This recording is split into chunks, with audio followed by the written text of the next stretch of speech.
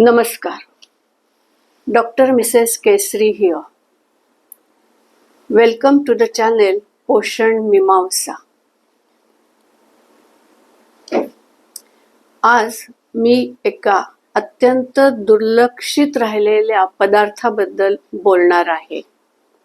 या पदार्थाच्या बाबतीत असं झालेलं आहे की it is right under your nose but you are not using it.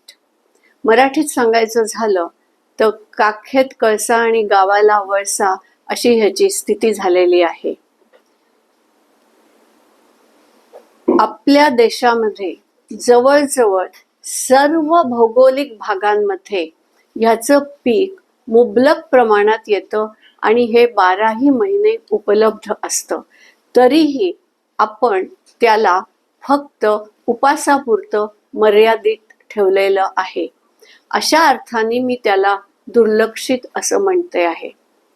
आपल्या लक्षात आलं असेलच की मी बहुगुणी राजगिरा या पदार्थाबद्दल बोलत आहे. आपल्याजवळ असूनही आपण त्याचा उपयोग करत नाही आणि बाहेरून क्विओना आणून त्याचं पीक इथं घेऊन ते दाम दुप्पट भावाने विकत घेऊन आपण खायला सुरुवात केलेली आहे. राजगिरा याला हिंदीमध्ये चौलाई म्हणतात आणि इंग्रजीमध्ये ॲमेरांथ असं म्हणतात. अमेरिकेला या राजगिऱ्याचा बहुगुणीपणा लक्षात आलेला आहे आणि त्यांनी गेले कित्येक वर्ष ह्याचं पीक घ्यायला सुरुवात केलेली आहे. आपल्याकडे ऑलरेडी मुबलक असून आपण त्याकडे दुर्लक्ष केलेलं आहे. राजगिऱ्याबद्दल बोलताना मी डॉक्टर कमला सोहनी यांचा उल्लेख केल्याशिवाय राहू शकत नाही. डॉक्टर कमला सोहनी ह्या आपल्या देशातील पहिल्या वैज्ञानिक ज्यांनी बेंगलोर इन्स्टिट्यूटमधनं PhD केलेलं आहे. त्यांनी राजगिऱ्यावर खूप संशोधन केलेलं आहे, त्याचं पृथक्करण केलेलं आहे आणि त्याची सर्व माहिती पब्लिक केलेली आहे. त्यानंतर त्यांच्या टीमनी पुढे अजून त्यात संशोधन केलेलं आहे आणि सर्व माहिती आपल्यापर्यंत पोहोचवली आहे. राजगिऱ्याला परफेक्ट न्यूट्रिशियस प्लांट असं म्हणतात, कारण याच्या बिया, याच्या दांड्या, याची पानं हे सर्वच न्यूट्रिशियस मटेरियलनी ओतप्रोत भरलेलं आहे. राजगिऱ्याच्या 60 व्हरायटीज आहेत. या 60ही व्हरायटीजचा कमी जास्त प्रमाणात असलेला अभ्यास प्रदर्शित करण्यात आलेला आहे. जर आपण या चौलाई सब्जी के पत्ते को दूसरी पत्ते वाली सब्जी के साथ तुलना करें, मतलब पालक, मेथी इत्यादि, तो ऐसाच समझ में आता है कि इसमें proteins, calcium, iron, carotene, vitamin B end vitamin C ये बाकी पत्तों से ज़्यादा प्रमाण में है. इसका मतलब बाकी की जो सब्जियां है उनसे ये ज़्यादा न्यूट्रिशियस है. मैंने ये चौलाई के पत्ते की सब्जी कैसे बनाए जाए कि आपका न्यूट्रिशियस वैल्यू, पत्ते की न्यूट्रिशियस वैल्यू ख़त्म ना हुए और आपको उसका आपके सेहत के लिए फ़ायदा हो जाए, इस तरह से बनाया है. उसका वीडियो मैंने कुछ दिन पहले अपलोड किया है. उसकी लिंक मैं यहाँ दे रही हूँ. आप वो वीडियो देख के उसी तरह सब्जी बनाएं तो आपकी सेहत अच्छी रहेगी और वो पत्ते की सब्जी खाने का जो फायदा है वो पूरा मिलेगा. राजगिऱ्याच्या बिया ह्या अत्यंत छोट्या आहेत, ज्याला आपण टायनी सीड्स असं म्हणतो, पण त्या बी मध्ये अत्यंत पौष्टिकता भरलेली आहे. जर आपण ह्याला इतर तृणधान्यांबरोबर कम्पेअर केलं तर आपल्या असं लक्षात येईल की ह्यामध्ये proteins, fats, calcium, zinc, magnesium सर्वच जास्त प्रमाणात आहे. आणि शिवाय ते असं आहे की ते सगळं व्यवस्थित ॲब्झॉर्ब होतं, त्यातलं काहीही वाया जात नाही. हा याचा एक महत्वाचा गुणधर्म है। जब भी आप राजगिरा सीड्स खाते हो तो उसमें जो भी न्यूट्रिशियस मटेरियल है वो पूरे का पूरा एब्सॉर्ब होता है, कुछ भी वेस्ट नहीं होता है। ह्याच्यामध्ये जर आपण 100 ग्रॅम लाह्या घेतल्या किंवा 100 ग्रॅम सीड्स घेतल्या, ह्या लाह्या आहेत, तर त्याच्यामध्ये 16.5 ग्रॅम प्रोटीन्स मिळतात. म्हणजे जवळजवळ पूर्ण अंड किंवा 100 ग्रॅम फ्लेश ह्याच्यातून मिळणाऱ्या प्रोटीन्सच्या तुलनेत ते जातं, इतकं त्याचं महत्व आहे. ह्याच्यामध्ये फॅट आहे 5.3 ग्रॅम, तर आयर्न आहे 17.4 ग्रॅम. म्हणजे इतर सर्व पदार्थांमध्ये जेवढं आयर्न आहे त्यापेक्षा कितीतरी पटीने जास्त आयर्न राजगिऱ्यामध्ये आहे. कॅल्शियम, वेगवेगळ्या सीड्स म्हणजे ज्या 60 व्हरायटीज आहेत त्या प्रत्येकाच्या जर सीड्स घेतल्या आणि त्याचं पृथक्करण केलं तर काहींमध्ये 510 मिलीग्रॅम कॅल्शियम मिळतं, तर काहींमध्ये 223 मिलीग्रॅम कॅल्शियम मिळतं आणि बाकीचे सगळे त्याच्यामध्ये जातात. म्हणून आपण असं म्हणतो की 510 ते 223 मिलीग्रॅम कॅल्शियम हे 100 ग्रॅम सीड्समध्ये असतं. त्या त्या प्रांतातल्या जमिनीवर ते अवलंबून असतं. तिथले भौगोलिकता, जमीन, तिथलं पाणी आणि तिथलं पोल्युशन ह्याच्यावरती हे अमाऊंट ऑफ कॅल्शियम डिपेंड्स. याच्यामध्ये कॉपर खूप आहे, ते आहे 755 मिलीग्रॅम आणि झिंक आहे 3 ते 3.9 मिलीग्रॅम्स. हे पण इतर पदार्थांपेक्षा जास्त आहे आणि ह्या राजगिऱ्याच्या खाण्यानंतर आपल्याला खूप उपयोग होतो. मॅग्नेशियम आहे 350 मिलीग्रॅम.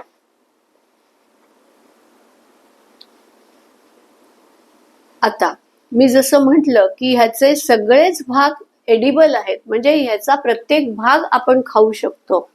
ही पानं आहेत, ही पालेभाजी आहे, याला लाल माठ किंवा हिरवा माठ म्हणतात. याच्यात आज आहे तो जास्त करून लाल माठ आहे आणि अत्यंत कोवळी पानं आहेत. ह्याची देठं जर तुम्ही बघितली तर हे सुद्धा तुम्हाला लाल दिसतं, म्हणजे ह्याच्यात सुद्धा आयर्न आहे.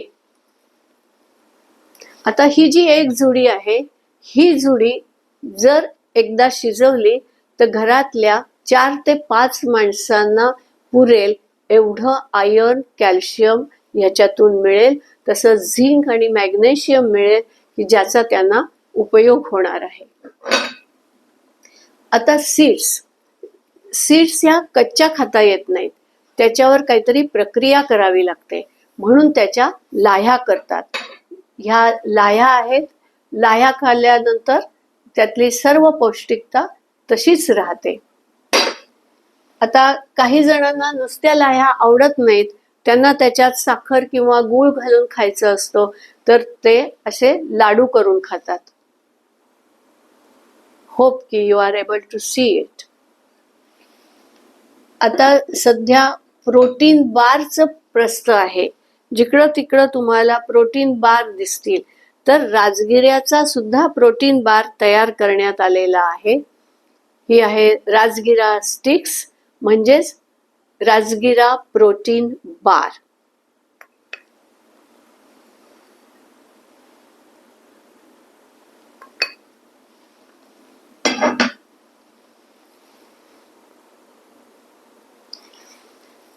आता राजगिऱ्याचं जसं मी म्हटलं की त्याच्यात हे वेगवेगळे मिनरल्स आणि प्रोटीन्स आहेत.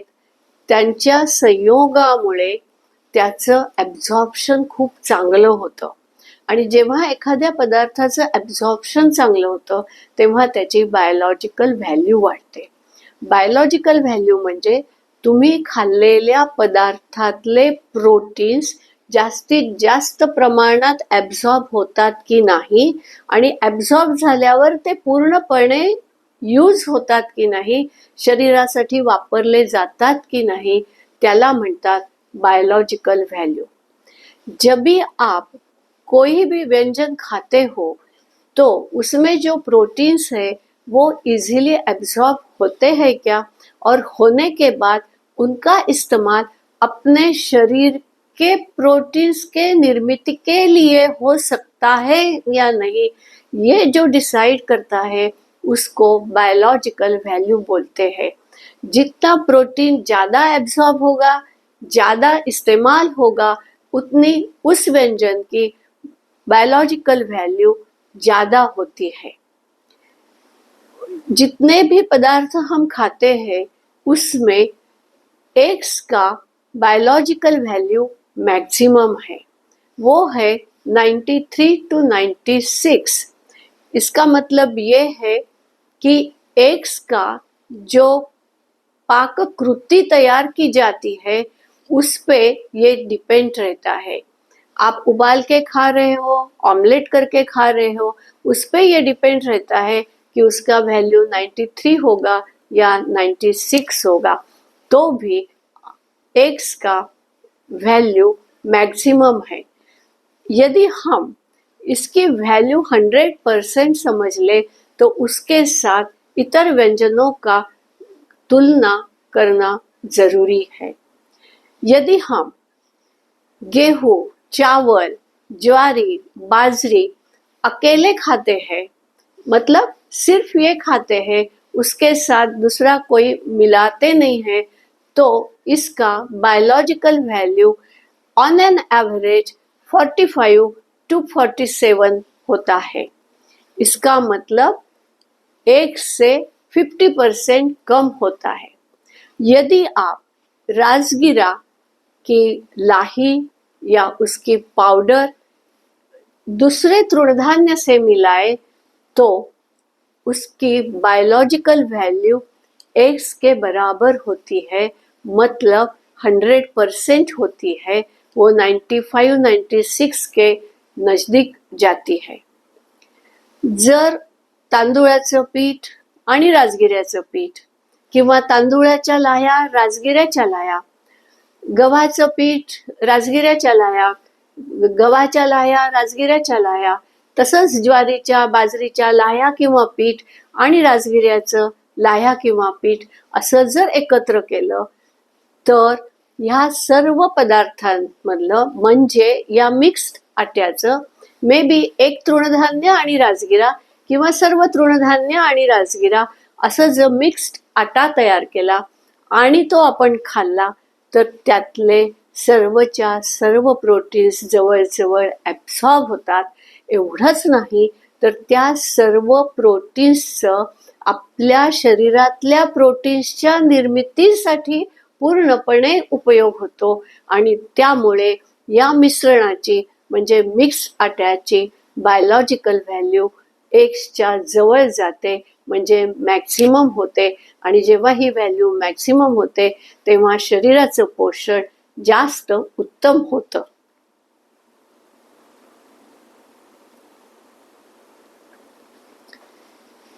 आता प्रोटीन मध्ये जर आपण बघायला गेलो तर सीड्स मध्ये देठापेक्षा किंवा पानांपेक्षा जास्त असतात। या सीड्सचं एक वैशिष्ट्य आहे की जे इसेन्शियल अमायनो ऍसिड्स आहेत ते सगळेच्या सगळे या राजगिऱ्यामध्ये आहेत। जर आपण गहू, तांदूळ, ज्वारी, बाजरी यांचा विचार केला तर आपल्या असं लक्षात येतं की काही इसेन्शियल अमायनो ऍसिड्स गव्हात आहेत, काही ज्वारीत आहेत, काही बाजरीत आहेत, पण सगळेच्या सगळे या तृणधान्यांमध्ये नाही आहेत। राजगिऱ्यामध्ये हे सर्व इसेन्शियल अमायनो ऍसिड्स आहेत। त्यामध्ये अर्जिनिन, लायसिन आणि ल्युसीन हे सर्वात जास्त प्रमाणात आहेत। अर्जिनिन 560 मिलीग्रॅम आहे, लायसिन 300 मिलीग्रॅम आहे, तर ल्युसिन 403 मिलीग्रॅम आहे. हे मिलीग्रॅम्स पर ग्रॅम ऑफ नायट्रोजन असे मोजले जातात. आता ह्या तिन्ही अमायनो ॲसिड्स बद्दल मी मागच्या व्हिडिओमध्ये सर्व डिटेल्स दिलेले आहेत. त्या व्हिडिओची लिंक मी येथे देत आहे, कारण मी पुनरावृत्ती टाळू इच्छिते. तर तो जो व्हिडिओ तुम्ही बघितलात तर तुम्हाला या तिन्ही इसेन्शियल अमायनो ॲसिड्सचं आपल्या शरीरात काय कार्य आहे आणि त्याचा आपल्याला काय फायदा मिळतो शरीर स्वास्थ्यासाठी हे लक्षात येईल. तेव्हा जरूर तो व्हिडिओ बघा.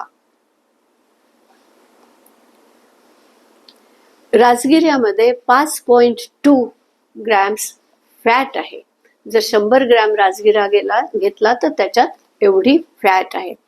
आता ही फॅट आहे, ह्यातली 75% फॅट अनसॅच्युरेटेड आहे आणि ह्या अनसॅच्युरेटेड फॅटमध्ये लिनोलेनिक ॲसिड 50% आहे. हे लिनोलेनिक ॲसिड जे आहे ते इसेन्शियल फॅटी ॲसिड आहे, जे आपल्या शरीरात निर्माण होऊ शकत नाही, त्यामुळे बाहेरूनच पुरवठा करावा लागतो. आणि जर राजगिरा आपण खाल्ला तर हे लिनोलेनिक ॲसिड भरपूर प्रमाणात आपल्याला मिळतं. सर्वसाधारणपणे जर हे 2 लाडू खाल्ले तर आपल्याला दिवसभरात आवश्यक तेवढे प्रोटीन्स आणि फॅट मिळतात. ह्या एका लाडवामध्ये 3.5 ग्रॅम प्रोटीन्स आहेत आणि 2 ग्रॅम फॅट आहे. तर हे लाडू सकाळी 1 आणि संध्याकाळी 1 जर खाल्ला तर त्या माणसाला प्रोटीन आणि लिनोलेनिक ॲसिड डिफिशियन्सी होणार नाही. ह्याचं काम काय आहे तर आपल्या शरीरातलं पाण्याचं प्रमाण सेलमध्ये आणि सेलच्या बाहेर व्यवस्थित ठेवण्यासाठी एक बॅरियर असतो. त्या बॅरियरचं काम हे लिनोलेनिक ॲसिड करतं. म्हणजेच लिनोलेनिक ॲसिड असेल तर ही जी सेल मेम्ब्रेन आहे, जिथं हा बॅरियर आहे, तो व्यवस्थित काम करू शकतो. याची जर डिफिशियन्सी असेल तर हे काम बरोबर होणार नाही. हे कशासाठी व्यवस्थित पाहिजे, कारण त्यामुळे पाण्याचं प्रमाण शरीराच्या प्रत्येक पेशीमध्ये आणि पेशीच्या बाहेरच्या भागामध्ये व्यवस्थित राहील आणि आपल्याला डिहायड्रेशन होणार नाही. आपली कातडी सुरकुतणार नाही. कातडीवर जो ग्लो असतो तो चांगला राहील. कातडी फ्रेश दिसेल, त्यामुळे चेहऱ्याचा लुकही फ्रेश दिसेल. यदि कुछ जख्म हो जाती है तो वो जख्म है, जो घाव है, वो जल्दी हील होने के लिए ये लिनोलेनिक एसिड की जरूरत है. बालों के लिए ये लिनोलेनिक एसिड बहुत इम्पोर्टेंट है. बाल झड़ना ये एसिड से बंद हो जाता है. बाल लंबे होना, बाल स्वस्थ होना, ये लिनोलेनिक एसिड का फंक्शन है. वो कार्डियोवास्कुलर सिस्टम में भी काम करता है, तो हार्ट का काम ठीक तरह से हो जाता है. ब्लड वेसल का जो स्फिंक्टर होता है, जिससे अपना ब्लड प्रेशर रेगुलेट होता है, वो भी लिनोलेनिक एसिड से बराबर होता है और अपना ब्लड प्रेशर नॉर्मल लेवल पे रहता है. ये एसिड कोलेस्टेरॉल कम करने के लिए भी मदद करता है. जो नर्व्स है उनका ब्लड सप्लाई ठीक तरह से रखने का काम ये लिनोलेनिक एसिड करता है. इसीलिए जिनको न्यूरोपैथी होती है उनके लिए ये लिनोलेनिक एसिड मतलब राजगीरा बहुत इम्पोर्टेंट है. जैसे हम राजगीरा खाते हैं तो हमारी जो इंसुलिन के लिए सेंसिटिविटी होती है वो ठीक तरह से रहती है. राजगीरा खाने से इंसुलिन का फंक्शन ठीक तरह से हो पाता है। राजगिरा में आयन है, ये आयन नॉन हिम वैरायटी का है। इसका मतलब जब तक इस पे प्रक्रिया न हो तब तक ये एब्सॉर्ब नहीं होता है, तो इस पे थोड़ी सी प्रक्रिया करना जरूरी है। हे नॉन हिम आयन थोडंसं गरम करणं गरजेचं आहे, म्हणजेच राजगिऱ्याचा प्रकार गरम करणं आवश्यक आहे। म्हणून राजगिऱ्याच्या सीड्स कच्च्या खाऊ नये। राजगिरा त्याच्या लाह्या कराव्यात किंवा त्याचं पीठ करावं आणि ते पीठ भाकरीच्या रूपात, धिरड्याच्या रूपात किंवा थालीपीठाच्या रूपात वापरावं, म्हणजे त्यात असलेलं आयन व्यवस्थितरित्या ॲब्सॉर्ब होईल। लाह्या यांना थोडीशी उष्णता दिली जाते, त्यामुळे हे आयन व्यवस्थितरित्या ॲब्सॉर्ब होतं। लाह्या त्यासाठी चमचम खाणं गरजेचं आहे। जेव्हा आपण राजगिऱ्याच्या बिया कुठल्या ना कुठल्या प्रक्रियेने गरम करतो, तेव्हा त्या थोड्याच प्रमाणात गरम कराव्यात, जास्त प्रमाणात गरम करू नये, कारण ह्याच्यामध्ये व्हिटॅमिन सी भरपूर प्रमाणात आहे। जर ह्याला खूप उष्णता लागली तर हे व्हिटॅमिन सी नष्ट होतं। व्हिटॅमिन सी निसर्गाने ह्या नॉन हिम आयन बरोबर राजगिऱ्यात निर्माण केलेलं आहे। ही निसर्गाची देणगी आहे, कारण या नॉन हिम आयनच्या ॲब्झॉर्प्शनसाठी व्हिटॅमिन सी अत्यंत महत्त्वपूर्ण कार्य बजावते। तेव्हा थोडीशी उष्णता, त्यात निसर्ग निर्मित असलेलं व्हिटॅमिन सी आणि हे नॉन हिम आयन ह्यांचं कार्य व्यवस्थित होईल। ह्याला म्हणतात व्हिटॅमिन सी सिनर्जी। आता जेव्हा आपण ह्या बिया किंवा त्या बियांचं केलेलं पीठ कुठल्या न कुठल्या पद्धतीने शिजवण्याची प्रक्रिया करतो, त्यावेळेला आपल्याला अजून एक फायदा मिळतो, तो म्हणजे ह्याच्यात असलेलं फायटिक ॲसिड, ह्याच्यातले ऑक्झॅलेट्स, ह्याच्यातले नायट्रेट्स हे नष्ट होतात। हे नष्ट होणं का गरजेचं आहे? कारण हे पदार्थ जर आपण सेवन केले, हे जे केमिकल घटक आहेत ते जर आपण खाल्ले, तर त्यामुळे रिनल स्टोन्स होण्याची शक्यता असते। याचाच अर्थ राजगिरा थोडासा कुठल्या न कुठल्या पद्धतीने कुक केल्याशिवाय, शिजवल्याशिवाय, थोडीशी उष्णता दिल्याशिवाय खाऊ नये, नाहीतर किडनी स्टोन्स होतील आणि नवीन प्रॉब्लेम होईल। ह्याचाच अर्थ कुकिंग ऑफ राजगिरा seeds in one way or the other way helps us to get rid of disadvantages of the chemicals present in राजगिरा सीड्स, आणि त्यामुळे राजगिऱ्याचा बहुगुणीपणा टिकून राहील। ह्याच्यामध्ये दुसरा एक घटक आहे फायबर। हाही भरपूर प्रमाणात आहे।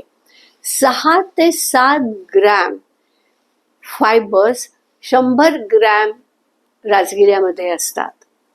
जर आपण फायबर खाल्ले तर त्याचा अर्थ आपली गट हेल्थ चांगली राहते, म्हणजेच कॉन्स्टिपेशन होत नाही आणि स्टूल्स वेळेवरती नैसर्गिकरित्या कुठलाही त्रास न होता, स्ट्रेनिंग न करता बाहेर फेकले जातात। या फायबर्सचा दुसरा एक ॲडव्हान्टेज आहे की ते ग्लुकोजचं ॲब्झॉर्प्शन कमी करतं।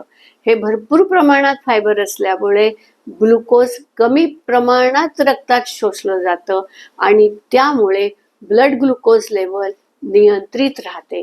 त्यामुळे नॉर्मल माणसाने जर नियमितपणे राजगिरा खाल्ला तर त्याची ब्लड ग्लुकोज लेवल कायम नियंत्रणात राहील आणि त्याला डायबिटीस होणार नाही.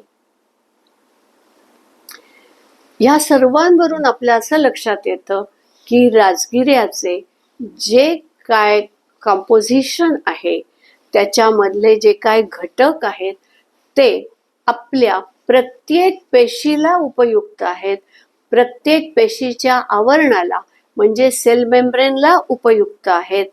त्यामुळे ते व्यवस्थित आपलं कार्य करू शकतात आणि म्हणून राजगिरा रेग्युलरली आपल्या डाएटमध्ये असणं अत्यंत आवश्यक आहे. ज्या वेळेला आपण एखाद्या पेशंटला डाएट शीट लिहून देतो त्यावेळेला त्याला व्यवस्थितरित्या समजावून सांगून राजगिरा खाण्यास प्रवृत्त करावे. त्याचे सगळे रोग नियंत्रणात येतील आणि औषधांचे डोसेस कमी होतील. ह्याच्या डिटेल्सबद्दल म्हणजे पेशंटला जेव्हा आपण राजगिरा लिहून देतो डाएट शीटमध्ये किंवा आपण ॲडव्हाइस करतो की तुम्ही राजगिरा खा, तर तो कसा खावा, किती प्रमाणात खावा, कोणी खावा, याबद्दलची जी माहिती आहे ती मी पुढील व्हिडिओमध्ये देईन. त्याला आम्ही म्हणतो क्लिनिकल एप्लीकेशन. तो इसके बारे में मैं अगले वीडियो में बात करूंगी, तो अगला वीडियो भी ज़रूर देखना. आपको ये वीडियो अच्छा लगे तो उसे लाइक करो, शेयर करो. आप ये चैनल पे नए हो तो उसे सब्सक्राइब करो, बेल आइकॉन पे क्लिक करो सो दैट आपको जब भी वीडियो अपलोड करूँगी तभी आपको मालूम हो जाएगा और आप देख पाओगे. If you like it, share it, subscribe it if you are new. Click on the bell icon so that you will get the information as soon as I upload the video. Thank you. In the next video, I will speak about the details of clinical application of amaranth seeds and amaranth leaves. Thank you.